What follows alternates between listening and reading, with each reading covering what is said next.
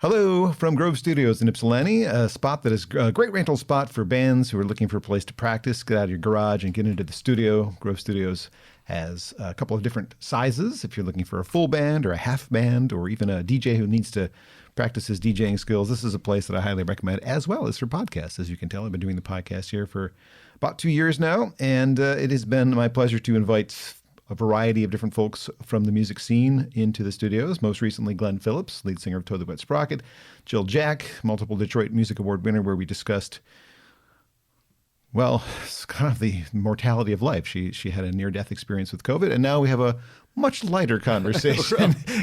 Hopefully it is. Heywood Banks. A non-award winner. Man who's never won an award. Come on. Seriously, nothing? Not even a comedy award? Not really. No. Well, Heywood Banks is my guest today. He's got a brand new holiday CD, New Holiday Standards. We'll throw that into the camera. And a show coming up at the Arc in January, which is two of the reasons we've decided to focus on you today, because you've got stuff going on. It's amazing.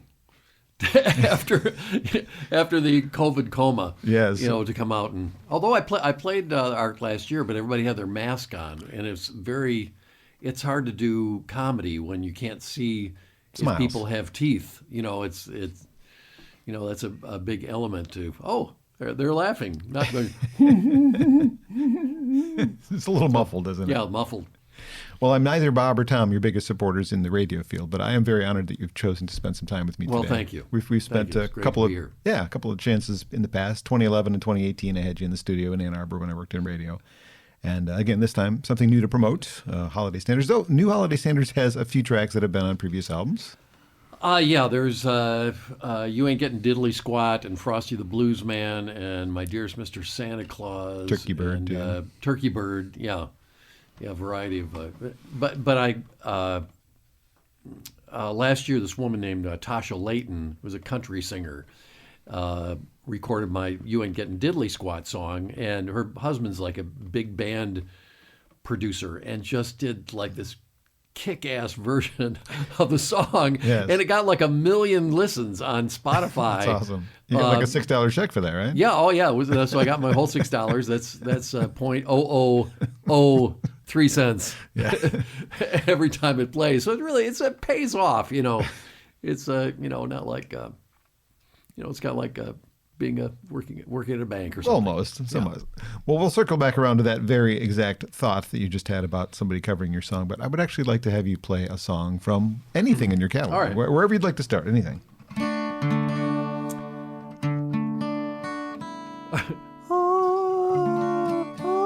Okay, perfect. Okay. I want to thank you, old Saint Nick, for the stuff that you leave on the eve of Christmas Day. Worldwide overnight delivery's quite a trick, and it ain't no wonder that you ain't got time to shave. I know that you've been making me a toy up in the Arctic, and I hope this message reaches you before you've time to start it. Some folks like their Christmases all blue or even white, but for me the color green is exactly right. Santa, don't you bother with the chimney no more. Slip my present into an envelope and slide it under the door, 'cause nothing says a Merry Christmas like cash, cash, cash. Show me what the holiday spirit's about with a nice wire transfer into an offshore account, 'cause nothing says a Merry Christmas like cash, cash, cash. Oh, the size is perfect and the style is right. You know that it's the color I dig. And never, ever, ever would you hear me say, does this money in my wallet make my butt look big? Oh, Santa, don't you be no Ebenezer and pay off the balance on this here Visa, 'cause nothing says a Merry Christmas like cash, cash, cash. Why risk your life with the Black Friday chase when a C note denotes that you got such good taste? 'Cause nothing says Merry Christmas like cash, cash, cash. Oh, $100, $50, love to hear him crinkle. Snapped up in a suitcase of the jingle, jangle, jingle. Cougar ants from South Africa or euros from Spain. Santa, fly your reindeer by and make it rain. I don't need two front teeth or mistletoe kisses. Jackson Franklin and a grand smile wishes. All I want for Christmas is, come on, Mr. Kringle. All I want for Christmas is a jingle, jangle, jingle. All I want for Christmas is a cash, cash, cash.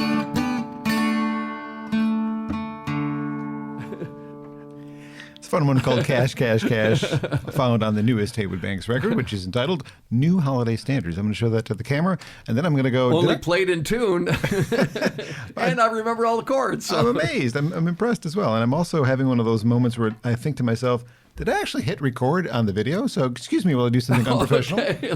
Pretty sure I did. The audio is rolling. Is the video rolling? All right, that's fun. Well, yes, it is. So there we go. We've just had a very unprofessional moment in the podcast, that's all right. which only a few of them will hear. Nice to know you're from Earth. I am from Earth, and you are also from Earth. We're going to back up a few years in your life. You grew up, well, much sooner than I did. You were, I think, the first guest that I've had in the podcast that has grown and lived through the Beatles, Elvis, the first Dylan album. I mean, there's a lot of significant musical events that happened in your lifetime, having been born in the 50s. Yeah. So tell me about how those things influenced you, like watching all that history, really. You can look back at it now. Well, probably I would... when I was growing up, I was in church choir and school choir, whatever. And my mom sang and was always in choir and in plays and stuff like that. And my older sister went to Interlochen, and my younger sister took piano, and I took piano, and they both, had really good grades and could read read music, and I was the only one that got terrible grades and could not read music. So. When my mom bought my mom's left-handed, my older sister's left-handed too, and I'm left-handed, and my mom bought a Gibson LGO from a music store, and it was right-handed, and that she tried to learn to play right-handed, and she just couldn't do it, so she kind of gave up. And just when I turned 14 in 1964, and the Beatles landed. And all of a sudden, here's Paul McCartney playing left-handed. I go, hey, if he can do it. And people were. I would go to church camp, and people were, playing Kumbaya and stuff like that. And this land is your land. And I said, oh, that looks like that shouldn't be too hard, So I went and took a couple of guitar lessons, and the guy said, oh, you can't play. Right, you can't play left-handed. I said, well, what about this guy? What about Paul McCartney? I said, oh, well, I don't know. So anyway, that was the only 2 lessons I ever took. And I probably, Peter, Paul, and Mary, the Smothers Brothers, the Beatles. I mean, certainly I've heard Elvis and all those, early things. I think I was 6 or 7 when I remember seeing Elvis on Ed Sullivan. On Ed Sullivan, yeah. But it was mainly the Beatles, and not so much Rolling Stones or I liked the Byrds. I liked Jerry and the Pacemakers. I liked a lot of the English, import guys. British Invasion. Yeah, British Invasion. Yeah. Cool. Well, where did you grow up? In Birmingham. Birmingham, Alabama. Okay. Yeah. Michigan. I didn't know you spent your whole life in Michigan. I wasn't sure about that. Yeah, whole life here.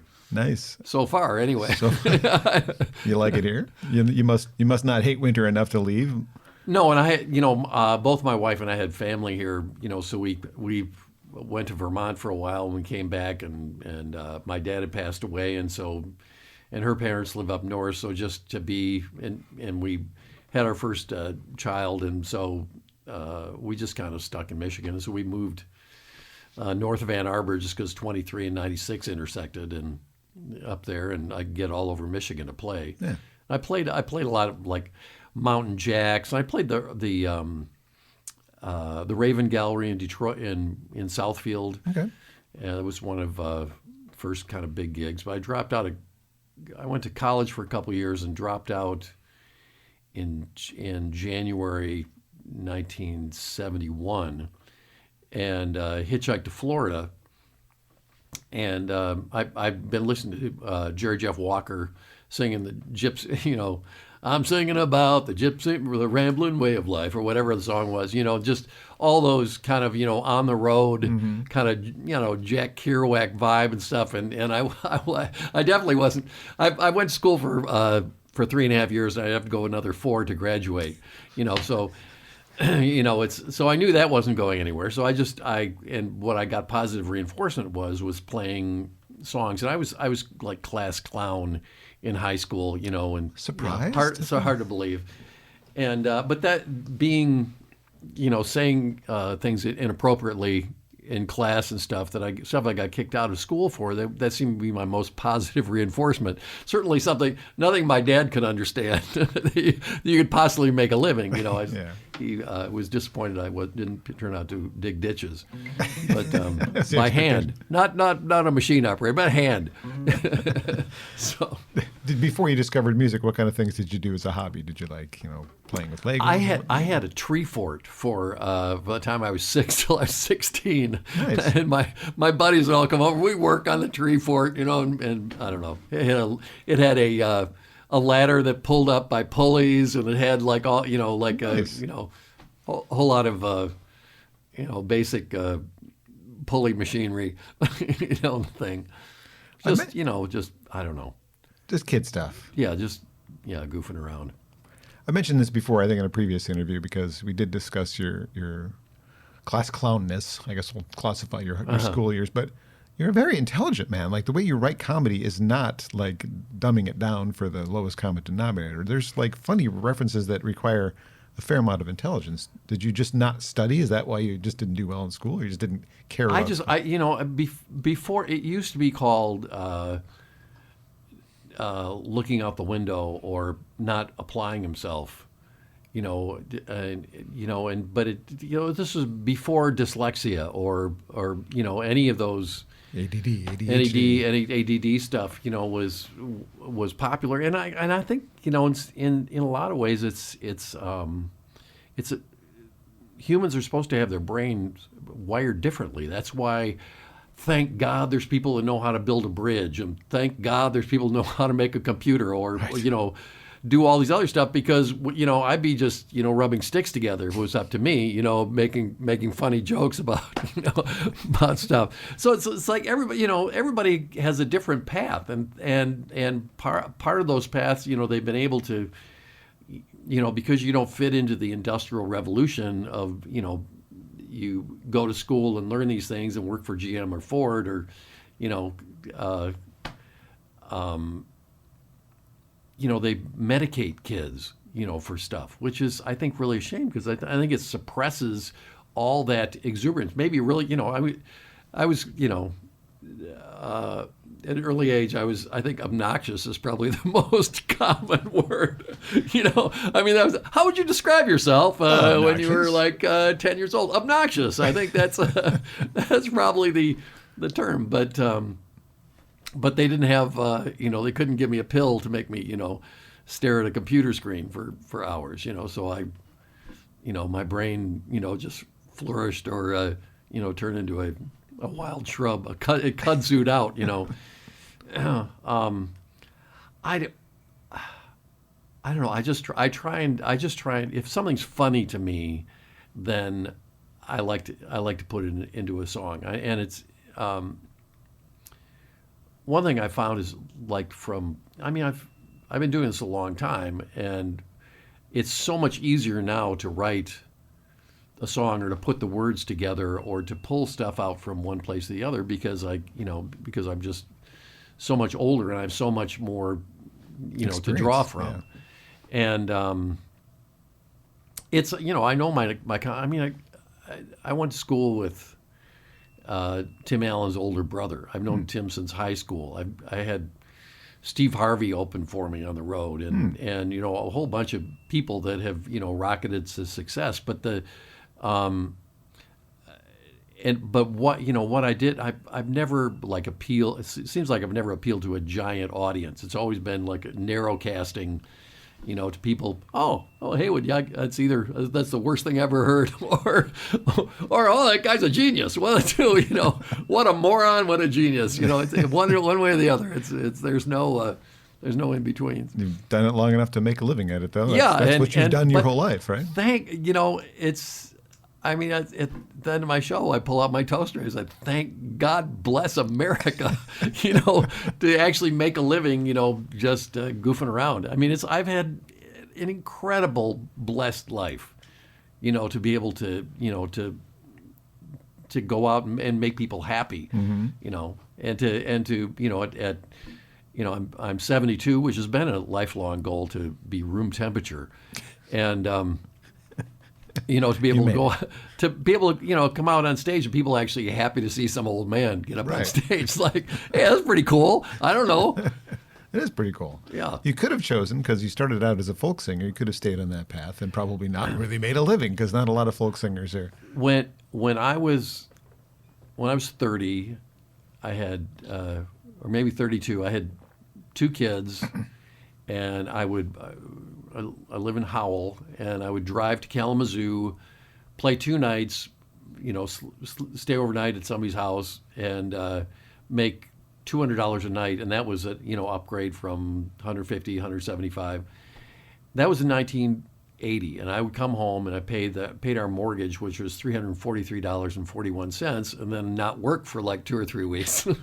You know, nice. So my wife Shirley is like, you know, just a miracle worker, was able to somehow on $64, we're able to you know, feed our kids and, you know, keep the lights on. Wow. But thing is, today, that's the same money that folk singers make. I know. Is the same $150 to $200. Wrong. And it's not, you know, it's, 40 years later, it's the same amount of money. And it's definitely not the same. Doesn't go as far. No, you know? Not at all. Crazy. Well, you chose comedy because it was more lucrative, or because Oh, yeah, definitely. Yeah, there was a, you know, I mean, I would play at like a Mountain Jacks, and I would do 4 45-minute sets and 6 nights a week, you know, to a bunch of people that, you know, were either, you know, couples cheating on their spouse, mashing on the love seat at the back, or a group of businessmen sitting up front. And probably the biggest compliment I heard was, "Can you turn it down?" Oh, nice. Well, that's, you know, that's like whatever performer wants to hear. Yeah, can you turn it down? Yes. And and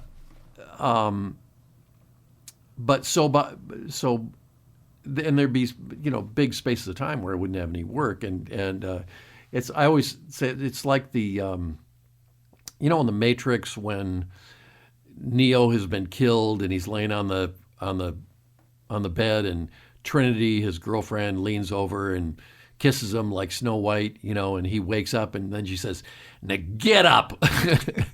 And that's kind of the same thing as my wife going, you know, "Now get up and get out there." So, you know, she said, you know, there's a comedy club in Lansing. Why don't you go up, you know, to because I was doing funny stuff kind of in between. My mentor in performing was a guy named Gamble Rogers. Okay. Gamble was, when I dropped out of school and hitchhiked to Florida, I met up with some people, and they say, "Hey, you should know this guy Gamble Rogers." So I was introduced to Gamble, and over the course of, I don't know, probably 5 or 6 years, he must have bought me, I don't know, 50 breakfasts. you know, I'd be working, or I'd hitchhike in someplace and be sleeping on the floor someplace, and we'd meet for breakfast, and, you know, and he'd philosophize, and I could ask him about, well, you know, when you're dealing, you know, when you're doing stuff, you know, what do you do? And I just watched him play, and the mix of doing comedy in between and doing in between songs was that's kind of the template how what I learned from him and his his stage presence and everything else. And so I was kind of doing that when I was playing at the Mountain Jacks. And so when I went up to the comedy club in Lansing, and I just took out all my serious songs and I just did my funny stuff. And people immediately, they hired me for the next weekend to middle on the show. And then 2 weeks later, I came back and headlined. Wow. Because I'd already done my 10,000 hours, of grinding through, and it's, it wasn't comedy. So a lot of what I do is just kind of, I came up with it in the dark. Mm-hmm. There's not, I've certainly heard, Steve Martin or Jerry Seinfeld or whoever on the Tonight Show, but, that's like a 3-minute segment of something. It's not like you can binge, half-hour comedy things or hour comedy things like you can today and just watch comedy for hours and hours. But a lot of guys would like work at Mark Ridley's comedy club, from like Tim and I don't know, a whole bunch of guys, worked there and kind of went through that process, and they would kind of learn from each other on how to do comedy and doing and having a guitar and doing comedy is like you're called a boat act because it's like oh, you got a guitar, that's like being you might as well juggle too, which I couldn't juggle, so I could only do the guitar. But because I came from years of songwriting and being a songwriter and trying to work on alliteration and just learn how to write a song to start with before I got into comedy. There's a lot of guys that are not they use the guitar as a prop or something, or they do a lot of parodies or something, and there's not a lot that are writing new songs.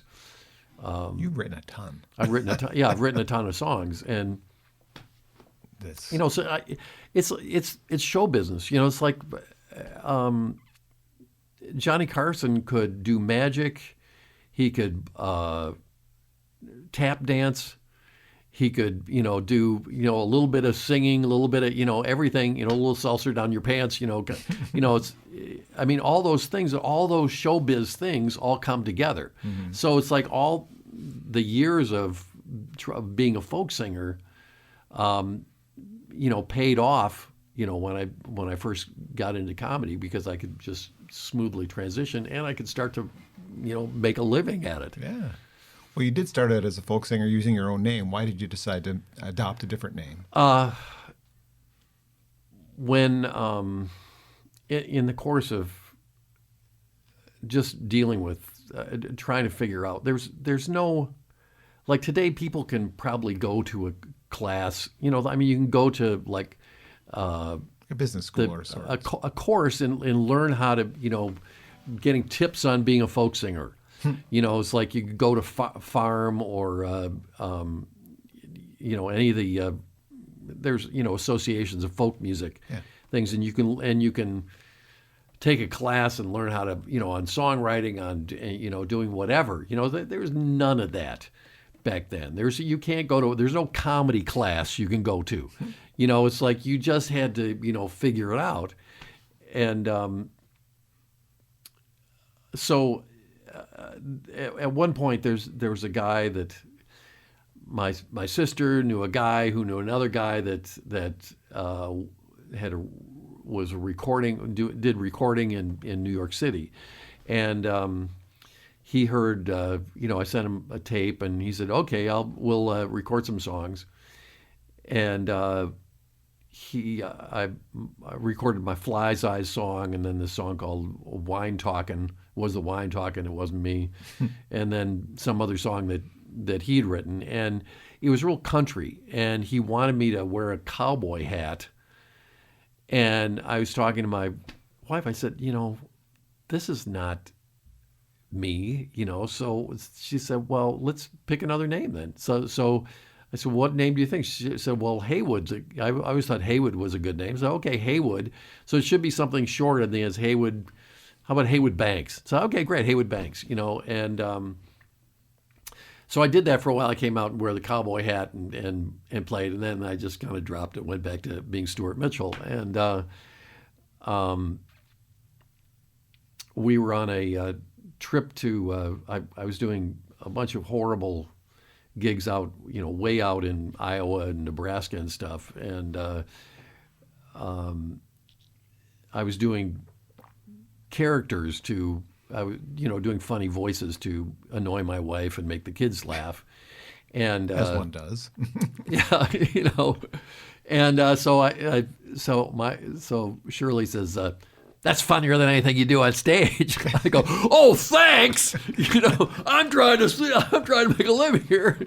And so she said, you ought to do a character. Why don't you try something else? Because I was just, in a vest and a necktie and being like, suburban guy doing, crazy stories about my mom having to wear a cone around her neck because she broke her leg, so we went to a Salvation Army. We were out in Colorado and went to a Salvation Army, and I found this terrible plaid, orange and yellow plaid, leisure suit, and just a big old tie, and some awful shirt. And I always thought that combing your hair on the side and combing it over was a funny look. So I got some Brill cream and I combed my hair over, and I found I have a big nose and a little chin.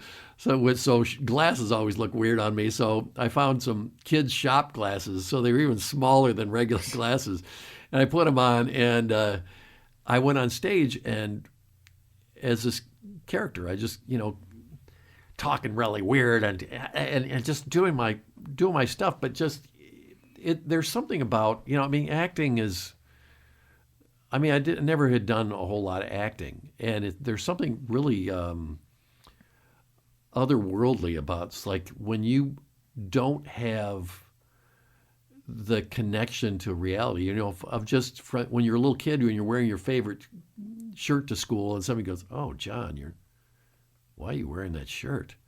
And you go, "Oh, my mom made me wear it," and so you never wear that shirt again, and you slowly knock off, little bits of, who you are, to be this figure that conforms with society. Sure. Whereas all of a sudden, as this character, I didn't have any of those restraints anymore. It was freeing, I bet. It was totally freeing, and so I came out and did my the exact same show I'd done the 2 nights before as Stuart Mitchell. I came out and did, as Stuart Mitchell couldn't be here, his cousin's filling in, and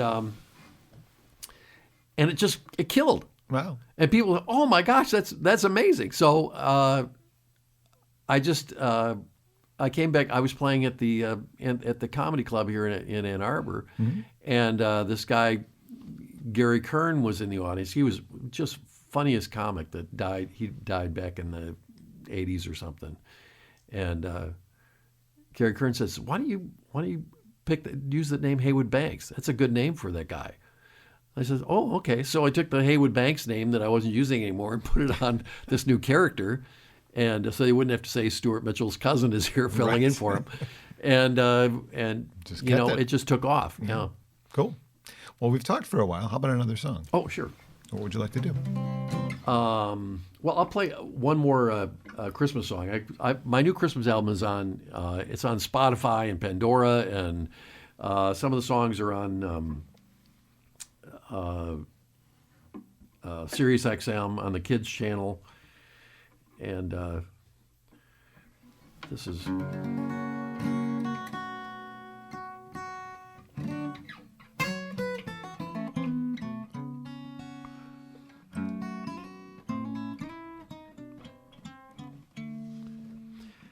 She was going into labor when they checked into the stable. That black-haired, brown-eyed woman and her black-haired, brown-eyed man. when the baby came, was a miracle, they all exclaimed. A miracle that night in that old little town of Bethlehem. 'Cause they all saw a Scandinavian baby in the manger, looked just like a Swede in swaddling clothes. A Finn was in the cradle, playing with a dreidel, the sweet Norwegian Jesus we all know. We've seen pictures of the baby when he was all grown up, in Bible illustrations and the TV shows. Blonde hair, blue eyes, and a toga, like a frat boy from Minnesota, the sweet Norwegian Jesus we all know.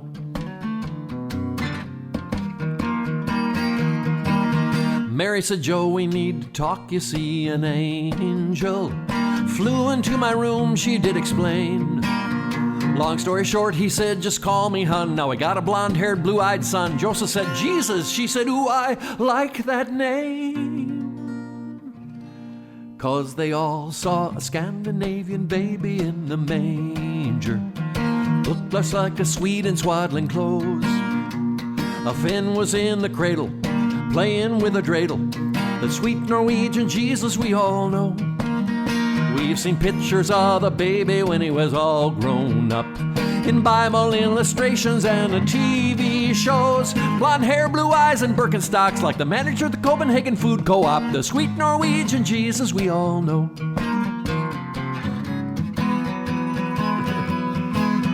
Well, it's hard to put one over on three wise men, maybe one or two, but never three. They brought frankincense as a baby gift, should have brought Swedish meatballs in a covered dish. Joseph said, but this is my son, and they all said, there's Norway.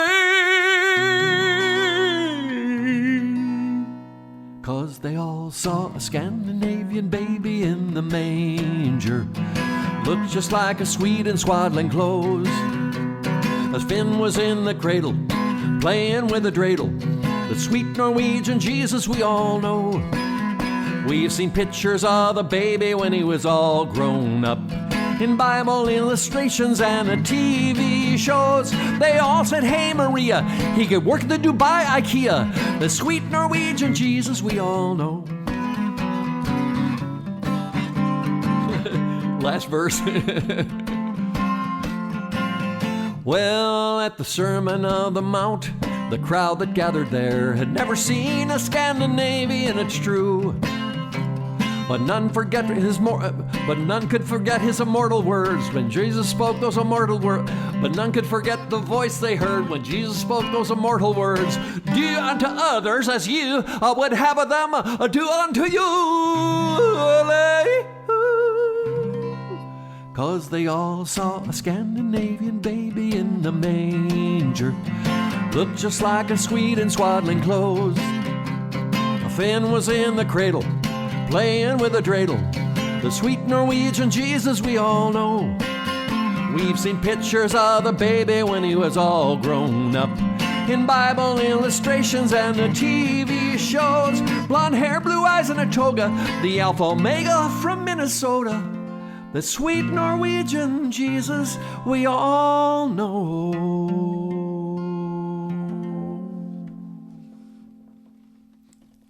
That's called Scandinavian Baby. It is of the new ones, the one that Yes. have not been on the new record. That's Yes. my favorite. I love that one.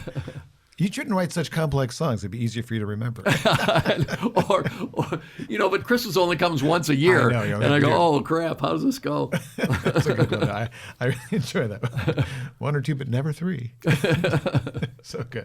The newest album, again, is called New Holiday Standards, and it is available through Heywood's website, heywoodbanks.com. Yeah, if you want an actual CD, signed CD, Yes. I will sign it for you and send it out at heywoodbanks.com, yes.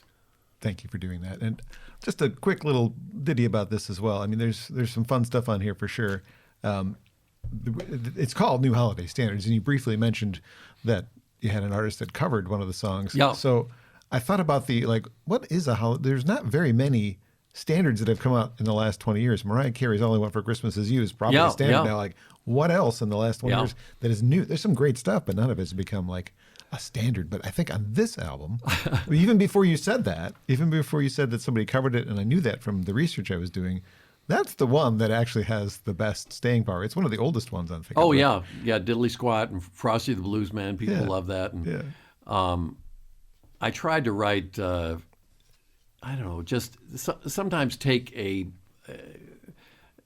like Rudolph. I took Rudolph the Red-Nosed Reindeer, and it's like, well, why would, trying to, like, the backstory of Rudolph. So it was Rudy the radioactive bioluminescent Rhinitis caribou, which is, it's like a kind of deconstruct and reconstruct like the Scandinavian baby. So, it's like, well, how come Jesus is white? Right. If his parents, and maybe they should have brought, the three men should have brought Chinese food because it was a Jewish couple. Yeah. I'm just saying. Right. I'm just saying. That's all I'm saying. It's fun stuff for sure. But it's a fun record, including a few older ones. And I wonder maybe a Halloween record is on deck. I've got quite a few Halloween songs. I'd have to write some new ones, but there's. It seems that there's so much more to write with Christmas. Yeah, somebody told me that Paul McCartney said that he's made more money off of Wonderful Christmas Time. Of whatever is Wonderful Christmas Time. Yeah, Wonderful Christmas Time, which is one of the most god-awful songs. It's catchy, but it's a little inane. It's like, oh, please don't play that again. But, it's he's made more money off that than any other song he's written. What? I mean, yeah. Can you imagine? And the guy that wrote Grandma Got Run Over by a Reindeer, built his house and put his kids through school with that. So I thought, well, I can write a horrible Christmas song. Yeah. Why not me? Well, Diddley Squat's the fact that she was on American Idol, she's a Christian artist, she's got a following, and she chose to cover your song. That's really kind of cool, actually. Yeah. Well, I'm hoping more that it's new holiday standards to be heard playing from a gas pump on snowy Christmas Eve. That's kind of your goal. Yeah, that's my hope that while you're pumping gas, miserable with your feet cold, that you've got you can hear Crinkle Crinkle or something, some horrible song. Well, we were discussing your career path before we diverted back to the new album, so I'll go back to that for a bit. So Steve Martin had the banjo and an arrow through the head, but you had a toaster and some funny songs. Yeah. If it hadn't been for incorporating a toaster in your act, I don't know how. I mean, you were funny enough, but like that's what catapulted you into more homes. It's just, I look at it as just, it's like almost like God saying, here you go. Here's your gift. Here's I mean, it sounds like the stupidest thing ever, but it's for what it's done, and it's your most covered song. Yeah, oh yeah. People have won the talent contest. Kids have won the talent contest all over the world using that song. It's just the royalties must be. Oh, man, pour in. Yes, they have no idea who I am. Nope. I played a place one time, and a waitress came up to me afterwards and said, "I just got in an argument with a guy who said that he wondered why this old man was singing the Toast song on stage when his friend Billy had written it in 5th grade." It's like, how come he's stealing Billy's song? Well, there's a story behind that. It's my song. Yeah. Well, your comedy has become part of the lexicon of at least my world. I mean, I can't say the word toast without saying it and singing it sometimes. And other songs like Interstate 80, Iowa. I mean, I if I see corn, I say it more than once, multiple times. In our household, what's that smell isn't just said. It's, what's that smell? We have to say it just like you. So I'm sure that's happened in other households, that your comedy has become kind of part of the lexicon of their language. It's really, I don't know. It's a wonderful legacy, and people, you really have no idea what you're, as a musician or as a comedian, you have no idea how, what people are going through and what that they need something at a certain time, and I've had people just come up and say, well, I've been going through a hard time, and thank you for writing your songs, because it's just made me feel better. And it's like, well, good. It's an escape. Yeah. And that's a wonderful thing to have people say to you. You're actually a damn good guitar player. People forget that. I mean, you're not just a comedy singer. You're really a good guitar player. So let's focus on your musicianship for just a second there. But also the fact that you have to protect your voice as a singer too. And it seems that it's lucky for you that Toast is one of your biggest things because you're screaming in that. Yeah. And you have to protect your voice from that. So if you were doing that earlier in the set, you might have ripped your vocal cords to shreds. Well, and I've never played in a band, where I didn't have. Most of the time I can hear myself. Yeah. And so I never like overcompensated and luckily I can scream. Scream. You do that in a few songs. Yeah, I can still scream and Dearest Mr. Claus has some screaming in it. Yeah. That's a funny one too. I like that one a lot. But yeah, I was thinking about the singer, Heywood, because you have to protect your, like I gave you a bottle of cold water and I thought to myself as I gave it to you, like, really you're supposed to have room temperature water as a singer because you're shocking your throat, but maybe you don't go through that it's just me and my phlegm normally, Yes. But anyway, so you did, other than the comedy albums that we're all familiar with, you have diverted and done serious music albums, the Swamp Opera and the Dear Calamity Jane or Calamity Jane. You decide. Well, audience, which is I it? know. Oh, I've got them both, sir. Yeah, there was evidently we put it out and there was too many Calamity Janes, so we had to add the deer. Yeah, I noticed that, but I don't know. Have people embraced those non-comedy albums? We've had a lot of those two were the. All the lyrics were written by my wife, Stuart Mitchell, and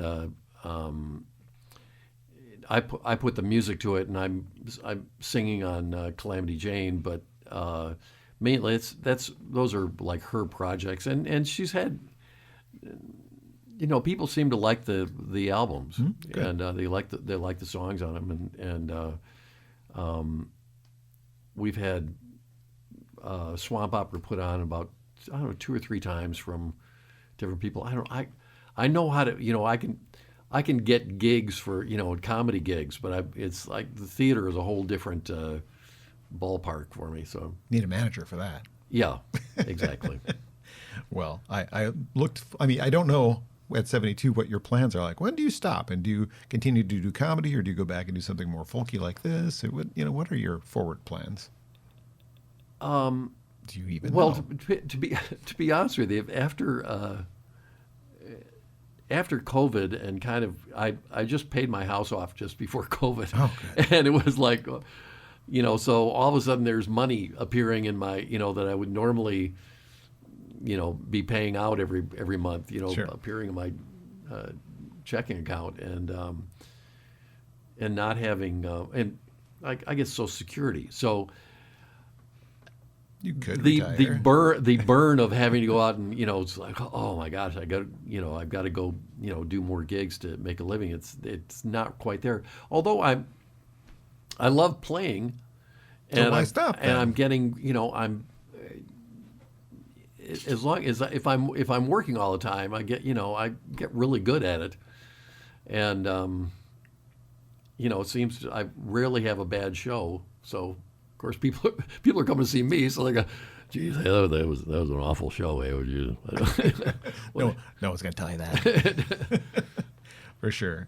So the ARC gig, I don't have the date in front of me. It's the 21st. It's a Saturday night. Saturday night ARC. So those who are watching and or listening in the immediate area, because this is a podcast and can be heard all over the world. I know I have people listening in other countries, so you probably can't come to the ARC show, but it's worth checking out if you're in the area. And I got tons of stuff on YouTube. Yeah, for sure. And all my stuff's on Spotify and Pandora and most of the streaming networks, and so. I was doing another deep dive into your past, and I stumbled into things that I didn't realize were you. There was some Harmony House commercials that you appeared in. Yeah. Don Was and Aretha Franklin in those commercials. Oh, yeah. That's pretty cool. Yeah. I imagine the way they were shot, I imagine that you weren't in the same room with Don or Yeah, Aretha. I was in the same room with Aretha Franklin, but the conductor of the Detroit Symphony and I were in the same room. There you go. He was a good sport.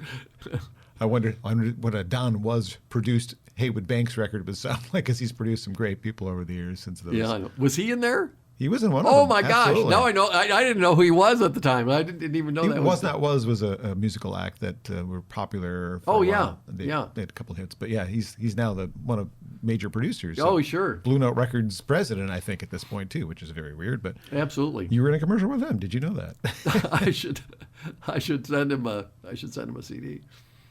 I also stumbled into the fact that one of your songs was performed on American Idol by a guy who I don't think he got very far, but Yeah. Oh, yeah. He did You Can Be Mean to Me. right. And he had heard it at a camp up in Minnesota. He had no idea who I was. He just, it's like the songs just like have taken their own, have just going off on their own. And so he came on American Idol and sang it. It's like, you can be mean to me, mean as you want to be. Just say anything that you like.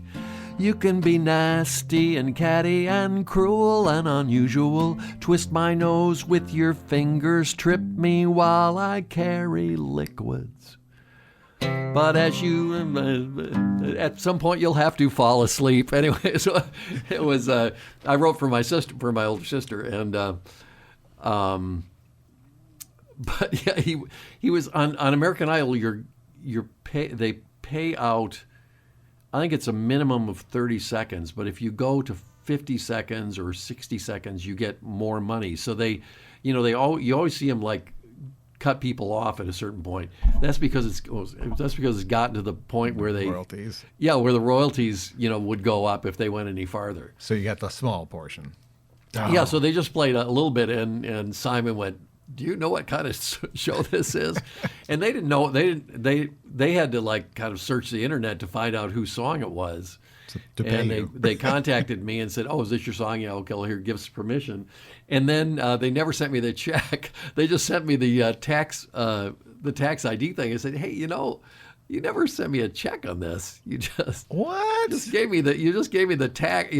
That I had to pay the taxes." So finally, they sorted it out. But that's crazy. I thought that was an interesting little. I didn't know that. As I'd done some more deep diving, I also found that there was a TV show pilot on WJBK here in Detroit. Back in 1993. Did that do anything? Did it go anywhere? We had one. Yeah, the Heywood show. They played it once and then just decided not to do anything with it. Come on. Yeah, it would have been fun. It's like I know it was. It's weird. They like built the whole beautiful set and everything. We had all these characters and hired all these people and. PB's Playhouse was a success. We used to watch. Sir Graves Ghastly, and what was the guy that used to blow up frogs? Poop Deck Paul, and this is my age, but could have been fun. Yeah. Darn it. Yeah, that was and then they, I think it was so unsuccessful that they had to sell their studio and move to Channel 50 or something. So CBS, and now it's Fox channel that. So on the newest record, did you work with many of the same folks that you work with on your other records when you non-live band? There's a guy named Steve Ali that's the musical director, and so he did a lot of stuff. It's the album it's all full orchestra, full band, and it's not just me croaking away, except the very first song is Turkey Bird, and I play that with David Mosier, but the rest of the album is tubas and pedal steel and all kinds of different instrumentation and background singers and stuff. It's really a nicely produced album. Well, I know you've worked with David before, so are a lot of these players people that have been on other albums with you as well, or is this a new batch of folks? This was mainly recorded in Indianapolis at the Bob and Tom studio down there, and so a lot of the guys are. Just have been. There's one guy, Sandy Williams, has played on every album that I've been on.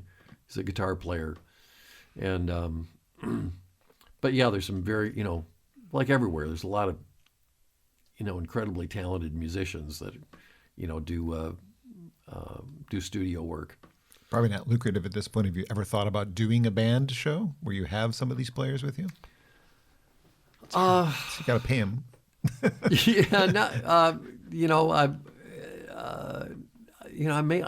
just see myself going on and doing my little That's what you've always done. walking out stage, noodling and bluffing people for an hour and a half. It's fun. Heywood Banks, again, is the guest here today in Grove Studios. Grove, as I mentioned at the beginning of the podcast, is a great spot if you're in the Detroit or Ann Arbor area to do a podcast, as I do, or if you have a band or you're a DJ and you want to find a place to practice and make a little less noise so you don't make your neighbors mad at you. It's a great place to check out. Really a nice facility. It's just beautiful. I showed them the big room when we got here. And it doesn't look like anything out front. No, it's an industrial park next to the railroad tracks. Next to it, there's a towing company behind me. I think we heard a beeping of one of the trucks backing up earlier. But it's a great little spot in Ypsilanti, so not far from Detroit or Ann Arbor, and it's working out pretty good for me. So would you like to do another song as we continue to progress? What can you remember? Luckily I have a list here. Oh, look at that. Let's see. Do I know that? How about...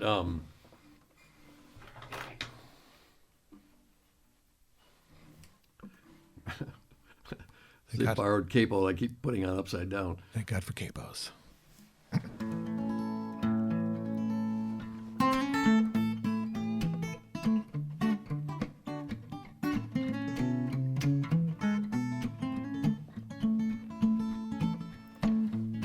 This motel mirror, big and brightly lit. I was jumping in a shower on a business trip when I caught my reflection. Gave a startled hoot.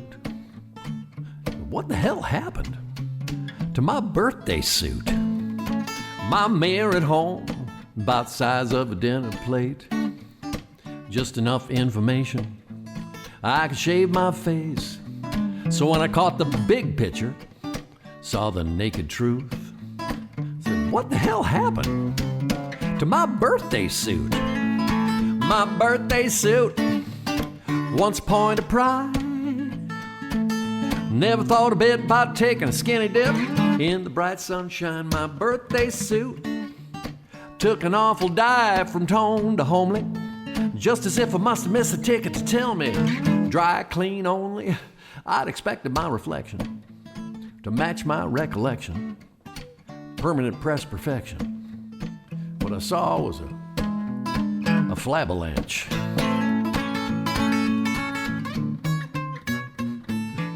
I'll get that next time. When I went to the gym, where a tune-up was my intention, when the trainer took a look, I think it mentioned intervention. Well, his exact words, if you want to know the truth, were, ooh, what'd you do to your birthday suit?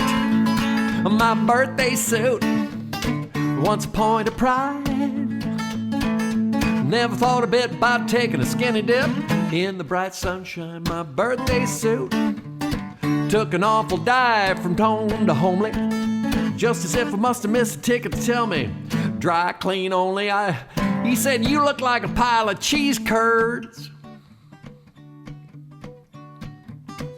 rolled in cat hair.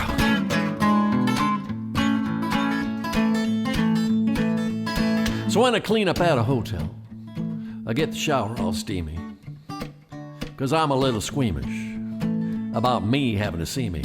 I've been swimming a sweater, keep my hiding. That don't work, I'm gonna look into vinyl siding. 'Cause my birthday suit was once a point of pride. Never thought a bit about taking a skinny dip in the bright sunshine. My birthday suit took an awful dive from tone to homely, just as if I must have missed a ticket to tell me dry clean only. And don't get me started on that magnifying mirror. Oh my God, that's like turning over a log.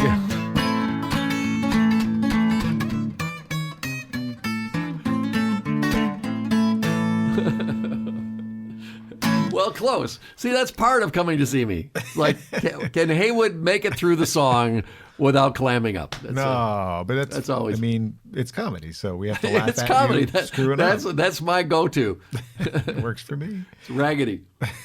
So, what would your wife say about living with you? Is it difficult or fun? Are you constantly finding the funny and the mundane? I'm the normal one in the house. What? Yes, I tell people we're a mixed marriage. I'm from Earth. And Yes, there's a. Yes, my wife's she's very creative, very interesting, lovely woman. Of course. We've been married a long time. She has no sense of direction, and we've been traveling for 46 years, and she's never come out of the hotel room and turned the right way to go to the elevator. It's like a miracle. Wow. Never. Yeah, never. Wow. Remarkable. What keeps you writing new songs? Well, I play the guitar for about an hour every day, and sometimes new things come up. One of my big problems is that as I play, my guitar playing keeps getting better. Not you can't tell from the last song, but more complicated. So when I write a song, there's really a balance. The best songs are just like 3 chords, because you aren't thinking about anything but the lyrics. But when I'm playing.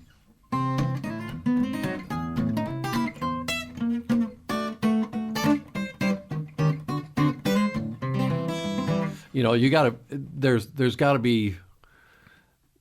There has to be a certain clarity of what you're talking about, because people get distracted by the guitar playing. Yeah. So if the guitar playing's too good, let's talk compost, turning your lunch into dirt. That kind of.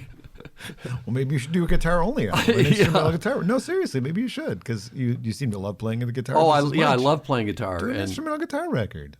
Why not? I don't know that I'm. I've seen amazing guitar players, and you can just pull them up every day on YouTube. And I think I'm as a it's like Steve Allen said, as a musician, I'm a good comedian. as a comedian, I'm a good musician. That kind of thing. So, I'm somewhere. I can say somewhere in the murky middle. When you're writing songs, do you avoid certain topics that you like? You don't write a lot of political stuff, for instance. Mainly because I'm lazy. Oh. Because there's such a shelf life. I did write a song about Obama when he first got in. How something about he had a whole lot of things to deal with. There's the climate, there's the tensions in the world, the economy, but the main thing, the most amazing thing, is that he's going to live. He lives with his mother-in-law. Mother-in-law, your mother-in-law. So there's a few that I haven't heard. How many of those come out? Like, how many songs do you write that we never hear? Oh, well, hopefully, I mean, there's plenty that have just. Some I just realize halfway through that it's not going anywhere. I just need to do something else with the tune. So you write different lyrics. Yeah, just take it a different way, and sometimes it just takes not playing it for a while, and then you come back, and because you can really get hooked into. Just locked into something, and you can't, that you can't get out of. Like I have this great little riff goes to.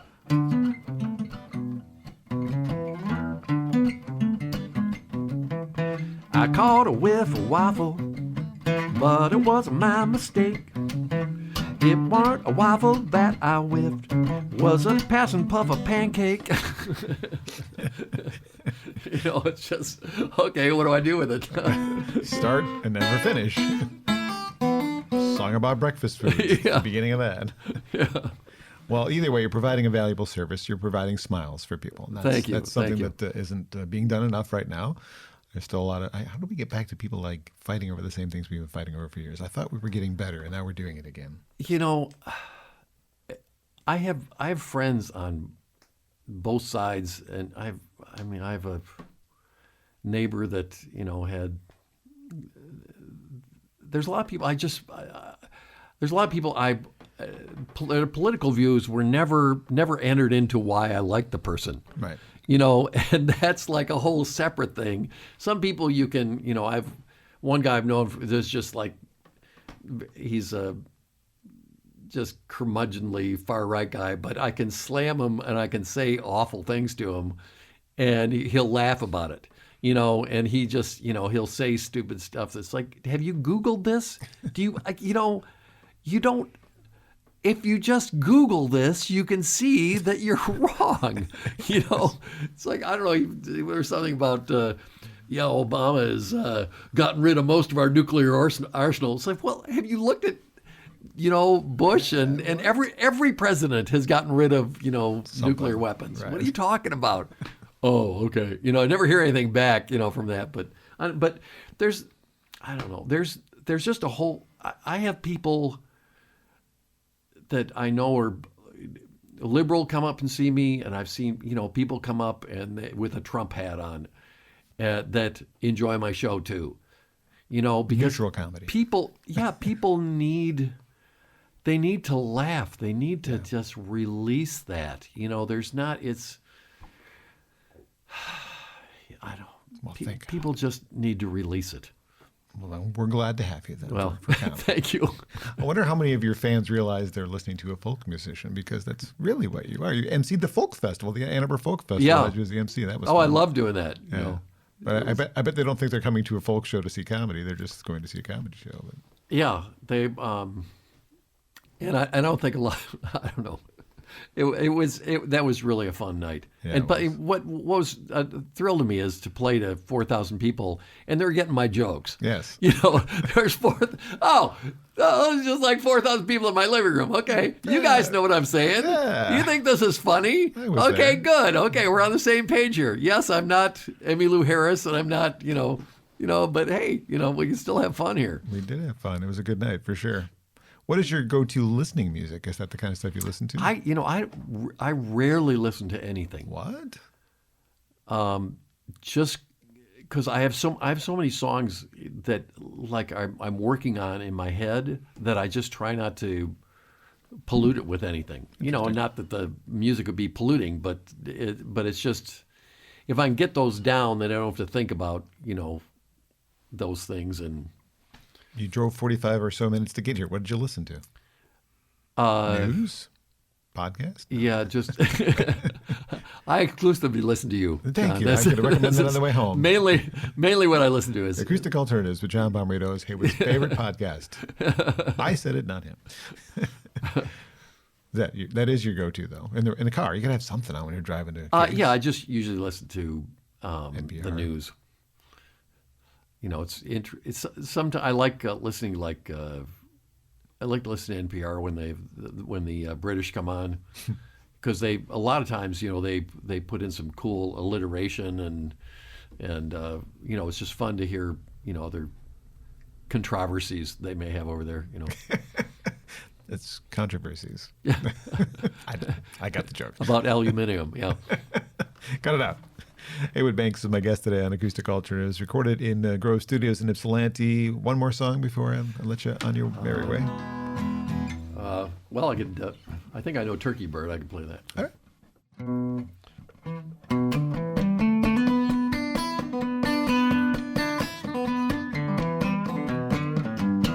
I am a turkey bird, I live a turkey life. I got me 13 turkey kids, a little turkey wife. I eat a little corn, then wander around the pen. Have a drink of water, then it's corn again. Puffing my feathers out, strutting all around. Come on, check me out, I'm pecking on ground. Dangly noodle hangy thing, growing off my face. I'm looking good, only thing to say is blah, blah, blah, blah. No, no, no, no, no, na dee no, na no, na dee no, na da no, na dee no, na da no. My big brother Jake, he always was a smarty. He said when November ends, we're going to a party. Going to a party, I'll be the guest of honor, where they will present to me a red pop-up thermometer. I had a little dream, all the good china, like cranberries, any more corn. I ate too much, I'm feeling stuffed. No, now, now, now, now, now, now,